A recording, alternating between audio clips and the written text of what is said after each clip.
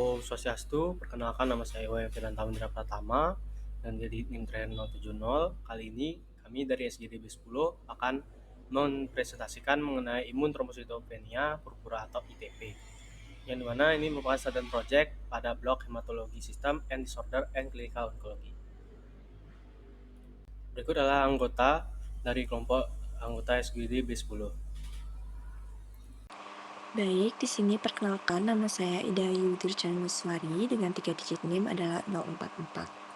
Jadi, di sini saya akan menjelaskan mengenai latar belakang di mana imun trombositopenic purpura atau ITP atau bisa disebut dengan imun trombositopenia merupakan kelainan pendarahan atau bleeding disorder yang didapat dan disertai oleh penurunan jumlah trombosit yang terjadi akibat proses destruksi trombosit yang berlebihan. ITP terjadi karena berkurangnya produksi trombosit atau karena antibodi menempel pada membran trombosit sehingga dapat menyebabkan penurunan kelangsungan hidup trombosit yang mengaktifkan pemanjangan waktu pendarahan. Adapun peran trombosit pada hemostasis, di mana trombosit itu berperan penting dalam proses hemostasis karena bertugas untuk menghentikan pendarahan melalui proses adesi, aktivasi, dan agregasi. Saat pembuluh darah terluka, trombosit menempel pada kolagen dengan bantuan VWF, kemudian teraktivasi dan melepaskan mediator seperti ADP dan TXA2 yang menarik trombosit lain. Selanjutnya, trombosit beragregasi melalui reseptor GP2B atau 3A dan membentuk sumbat primer, lalu mengekspresikan fosfatidilserin sebagai permukaan untuk pembentukan fibrin sehingga bekuan menjadi stabil. Baik, sebelumnya perkenalkan, saya Priscilla Regina Silayan dengan 3 digit NIM saya 224. Saya izin untuk melanjutkan penjelasan dari teman saya. Jadi ITP itu dapat terjadi pada semua kelompok usia, namun memiliki 2 puncak kejadian utama, yaitu pada anak-anak serta pada orang dewasa muda hingga lanjut usia. Pada anak-anak, ITP itu umumnya muncul secara akut setelah infeksi virus dan biasanya bersifat sementara atau self-limiting. Sementara pada orang dewasa sendiri, ITP lebih sering bersifat kronis dan membutuhkan terapi secara jangka panjang. Berdasarkan data epidemiologi terbaru, insidensi ITP global diperkirakan sekitar 2 hingga 5 kasus per 100.000 penduduk per tahunnya, dengan angka kejadian lebih tinggi pada wanita dewasa muda dibandingkan pria. Untuk di kawasan Asia termasuk Asia Tenggara, angka kejadian ITP ini tergolong cukup tinggi, sejalan dengan tingginya paparan infeksi virus dan faktor imunologis yang memicu autoimunitas. Di Indonesia sendiri, kasus ITP masih sering dijumpai di rumah sakit rujukan, terutama pada anak-anak dan wanita usia produktif. Dalam 5 tahun terakhir, terjadi peningkatan jumlah diagnosis dan sebagian besar kasus berhubungan dengan infeksi virus maupun kehamilan. Gejala perdarahan dan komplikasi yang serius pada ITP dapat berdampak besar bagi kualitas hidup pasien. Manifestasi klinisnya sering menimbulkan ketidaknyamanan fisik dan kekhawatiran psikologis yang berkelanjutan.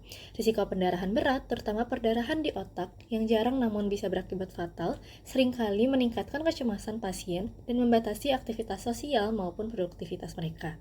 Studi terbaru menunjukkan bahwa pasien ITP memiliki skor kualitas hidup yang lebih rendah dibandingkan populasi umum, terutama karena rasa takut terhadap perdarahan dan keterbatasan dalam menjalani aktivitas sehari-hari. Oleh karena itu, tulisan ini disusun untuk mengkaji ITP secara lebih mendalam. Baik, adapun rumusan masalah dari student project ini, yang pertama ada apa yang dimaksud dengan immune thrombocytopenic purpura atau ITP, serta bagaimana etiologi dan klasifikasinya. Lalu yang kedua, bagaimana mekanisme patofisiologi yang mendasari terjadinya ITP. Lalu yang ketiga, apa saja manifestasi klinis yang muncul pada pasien dengan ITP. Lalu yang keempat, bagaimana kriteria diagnosis yang digunakan dalam menegakkan diagnosis ITP. Yang kelima, faktor-faktor apa sajakah yang mempengaruhi prognosis dan perjalanan penyakit ITP, dan yang keenam, sejauh mana ITP berdampak terhadap kualitas hidup pasien, baik aspek fisik maupun psikososial. Lalu untuk tujuan penulisan sendiri, itu yang pertama menjelaskan definisi, etiologi, dan klasifikasi dari immune thrombocytopenic purpura atau ITP. Lalu yang kedua, menguraikan mekanisme patofisiologi yang menyebabkan penurunan jumlah trombosit pada ITP, lalu mengidentifikasi manifestasi klinis yang umum ditemukan pada penyakit ITP, menjelaskan kriteria diagnosis yang relevan, menganalisis faktor-faktor yang mempengaruhi prognosis dan perjalanan penyakit, serta menilai dampak ITP terhadap kualitas hidup pasien termasuk aspek fisik, psikologis, dan sosial. Sekian, terima kasih. Perkenalkan, nama saya Ana Agung Ngurah Bagus Natra Jendra dengan 3 digit NIM terakhir 256. Di sini saya akan menjelaskan mengenai definisi ITP. Jadi ITP itu sendiri merupakan kelainan autoimun yang didapat dan ditandai oleh penurunan jumlah trombosit yang terisolasi, umumnya kurang dari 100.000 mikroliter, disertai risiko pendarahan mukokutan. Diagnosisnya bersifat eksklusi setelah penyebab lain ditinggalkan. Patogenesis ITP melibatkan antibodi autoimun sering berupa imunoglobulin G terhadap glikoprotein permukaan trombosit yang menopik dan menandai trombosit untuk fagositosis, terutama di limpa, ditambah disfungsi sel T, termasuk sitotoksisitas dan gangguan megakariosit sehingga produksi trombosit terhambat. Kombinasi peningkatan destruksi perifer dan penurunan produksi sentral menjelaskan trombositopenia pada banyak pasien. Ini melanjutkan untuk menjelaskan etiologi dari ITP. Jadi ITP dibedakan menjadi primer yang bersifat idiopatik ketika tidak ada kondisi penyerta yang jelas, dan sekunder bila berhubungan dengan faktor pemicu seperti penyakit autoimun lain, misalnya lupus, lalu misalnya HIV, hepatitis C, Helicobacter pylori pada beberapa populasi, obat-obatan, lalu gangguan limfoproliferatif. Lalu pengelompokan dan rekomendasi manajemen modern mengacu pada laporan konsensus internasional dan pedoman ASA yang menyorot heterogenitas etiologi dan pentingnya menilai penyebab sekunder sebelum menetapkan diagnosis primer. Sekian dari penjelasan saya. Baik, selamat pagi, siang, sore, malam bagi dokter dan teman-teman yang sedang menyaksikan video ini. Yang perkenalkan, nama saya Indra Bagus Kedi Dharmatama dengan 3 digit NIM terakhir 144. Ini saya izin untuk melanjutkan menjelaskan mengenai klasifikasi ITP. Berdasarkan dari durasi penyakit, ITP dapat diklasifikasikan menjadi 3, yakni ITP baru terdiagnosis, ITP persisten, dan ITP kronis. ITP baru terdiagnosis atau newly diagnosed ITP, yakni ITP dengan durasi di bawah 3 bulan sejak diagnosis. Kemudian untuk ITP persisten sendiri merupakan ITP dengan durasi antara 3-12 bulan. Dan ITP kronis merupakan ITP yang telah berlangsung selama lebih dari 12 bulan. Berdasarkan tingkat keparahannya, klasifikasi dalam literatur modern telah bergeser dari hanya melihat angka trombosit menjadi evaluasi manifestasi perdarahan klinis. Istilah ITP berat atau severe ITP umumnya digunakan untuk menggambarkan kondisi di mana pasien mengalami gejala perdarahan yang signifikan secara klinis, seperti perdarahan mukosa berat, perdarahan gastrointestinal, atau perdarahan intrakranial yang memerlukan intervensi medis atau rawat inap, atau pada pasien dengan risiko perdarahan sangat tinggi yang memerlukan terapi. Sekian, terima kasih. Baik, perkenalkan, nama saya Rafael Jeremia Maxway dengan 3 digit NIM akhir 252, dan saya akan menjelaskan terkait dengan patofisiologi pada ITP. Pada idiopatik trombositopenia purpura atau ITP, ada salah satu mekanisme utama yang mendasari terjadinya trombositopenia, yaitu kehilangan toleransi imun terhadap trombosit sendiri. Yang secara normal, sistem imun kita mampu membedakan mana sel tubuh sendiri dan mana yang bukan. Namun pada ITP, mekanisme ini gagal. Gangguan ini disebabkan oleh disregulasi pada sel T, terutama ketidakseimbangan antara sel T helper dan sel T regulator. Akibatnya, sel T sitotoksik menjadi lebih aktif sehingga ikut berperan dalam penghancuran trombosit. Sel B juga mengalami peningkatan aktivitas dan kelangsungan hidup yang menyebabkan produksi autoantibodi terhadap antigen trombosit, dan autoantibodi ini kemudian menempel pada permukaan trombosit, menandainya untuk dihancurkan oleh makrofag melalui sistem imun, serta dapat mengaktifkan komplement dan memicu apoptosis trombosit. Selain menghancurkan trombosit yang sudah terbentuk, autoantibodi juga dapat mengganggu pematangan megakariosit di sumsum tulang, sehingga produksi trombosit baru semakin menurun.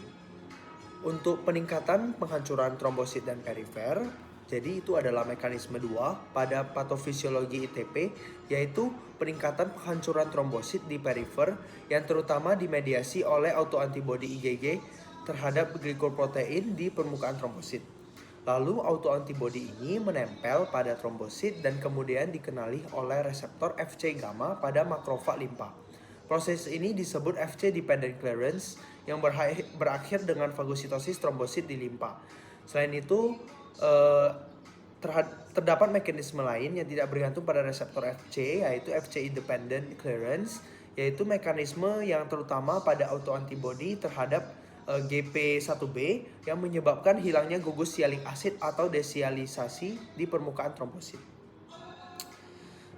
Lalu trombosit ini yang telah terdesialisasi kemudian dikenal oleh reseptor Ashwell-Morel pada hepatosit dan dihancurkan di hati.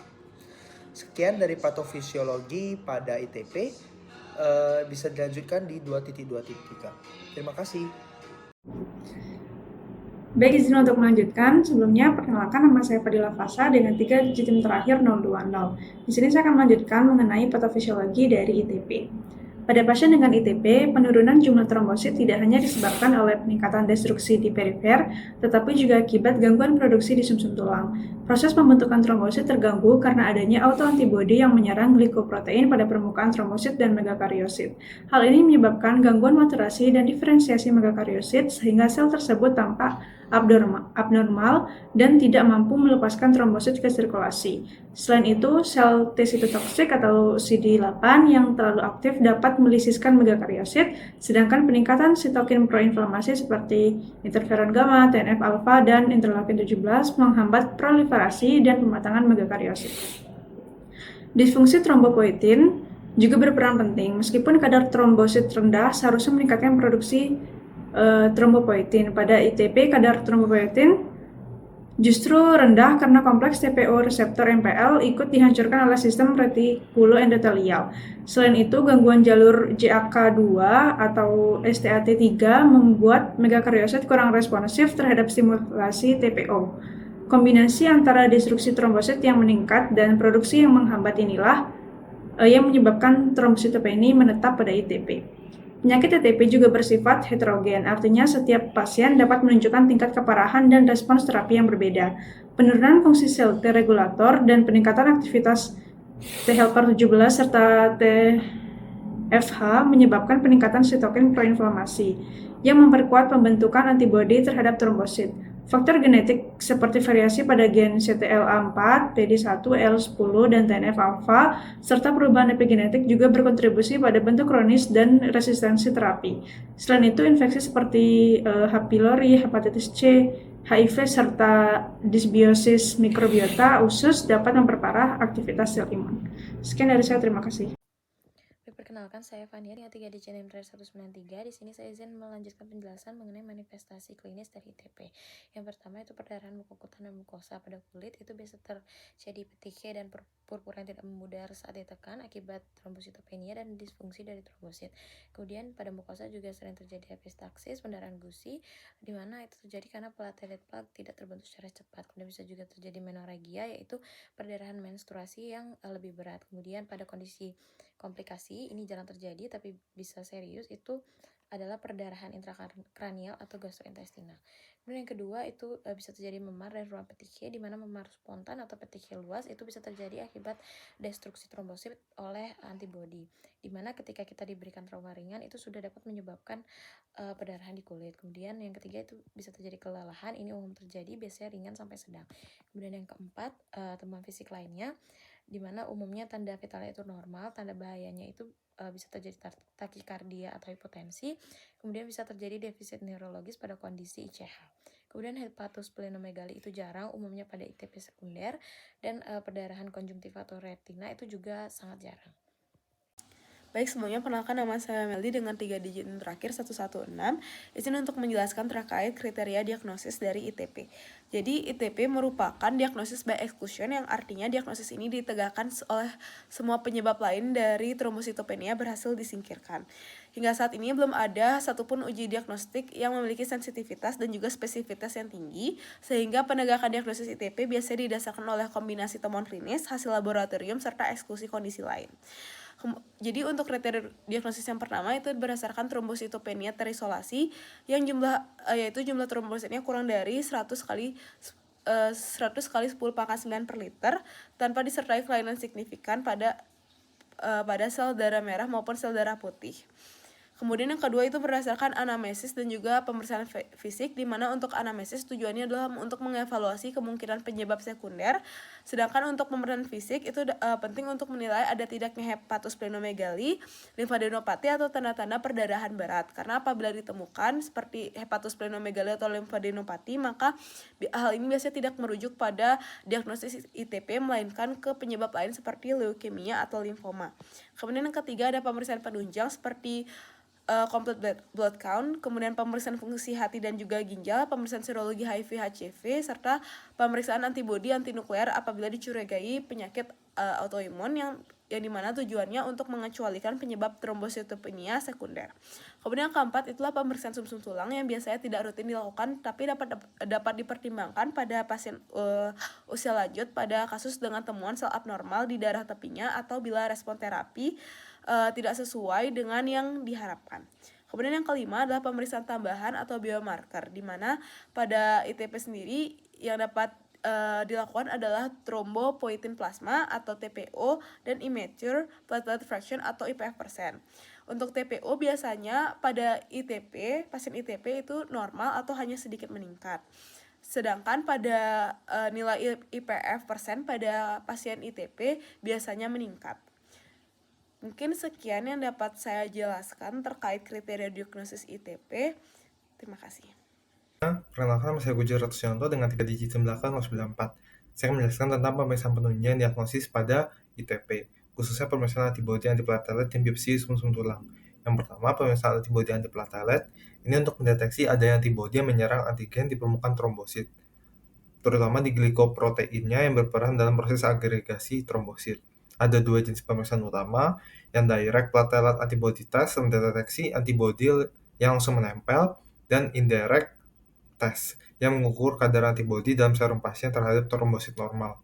Untuk sensitivitasnya sekitar 50-60% dan spesifitasnya 70-80%. Jadi hasil negatif tidak selalu menyingkirkan adanya ITP, sementara hasil positif juga tidak selalu karena bisa ditemukan pada penyakit lain, misalnya HIV, SLE atau HCV atau akibat reaksi obat. Selain itu, ada teknologi flow cytometry yang mulai banyak digunakan untuk mampu mendeteksi antibodi terhadap antigen trombosit tertentu.